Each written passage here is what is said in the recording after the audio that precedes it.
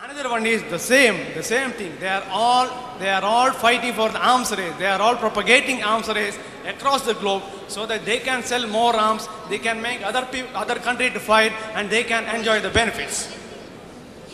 And here I also would like to talk about some common points in this regard. That is when I am talking about this. And actually, the World Commission on Environment and Development first met in 1984 October and published its report after 900 days. You can understand the importance that they are giving on this subject because it is not concerning to them. It took 900 days for them to publish this, come out with a proposal. And within the 900 days, the following things happened in the world. The one is drought-triggered environment development crisis in Africa peaked and putting 36 million people at risk, killing perhaps 1 million people in Africa. Second one is a leak from a pesticide factory in Bhopal. We have written that Bhopal killed more than 2,000 people and made more than 1 lakh people homeless, 100,000 people homeless. And liquid gas tanks exploded in Mexico City, killing 1,000 and leaving 1,000 more homeless. And the Chernobyl nuclear plant disaster, it killed millions of people. All these things happened within a span of 900 days. And another thing is, and United Nations, when it comes to UNDP, when it comes to the poor countries, they take their own time in developing the criteria. They take their own time. And finally, they met that they decided that all the rich countries, they should spend at least 0.7% of their GNP. I'm not talking about GDP. 0.7% of their GNP should be spent for the upliftment of these countries to improve sustainable development. But this was developed 25 years back. This resolution was passed 25 years back, and even now, not even more than 8 countries have started contributing. So you can see the responsibilities which they are all interested on this. So these are the points on which that we are talking, and we are feeling that definitely the goalpost needs to be reset with the view of developing countries and third world countries and new countries in view, and developed countries and rich countries needs to pay for the raping that they are done on the economy. Thank you. Thank you so much.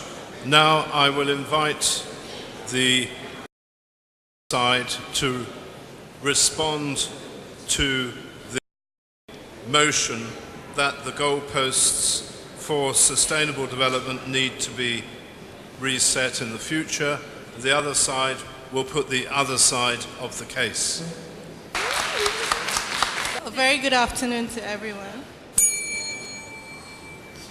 I guess most of you here don't have the knowledge of what sustainable development is. He's been talking actually from the other side. He's been very fast, and I hope most of you don't understand, so you get to hear what I'll say. Sustainable development is development that meets the needs of the present without compromising the ability of the future generations. Imagine a world that it's been damaged by our present decisions. It won't be a better place for most of our kids to live. Some of us do have kids, some of us don't have kids, and some of us are planning to have kids. If the world is not a better place for those kids, for those future generations, why will you say sustainable development, it's not important? It is important. All too often, development is driven by one particular need, without fully considering the wider and also the future impacts of their decisions and their outcomes. We are already seeing the damage of this kind of approach that caused from large-scale financial crisis caused by irresponsible banking to changes in global climate, resulting from, we have air emission, the CO emission that is happening. We have disasters like climate change. We have heavy rainfall causing floods. We have all that. The more frequent and severe its consequences are likely to become, which is why we need to take action now. So it's all about just the environment. That's not what sustainable development is. It's not all about the environment. It's about everything. It's about me and you. It's about our future. It's about our today. That's what sustainable development is. If they say no sustainable development, then it is totally wrong. We are all human beings. We want a future.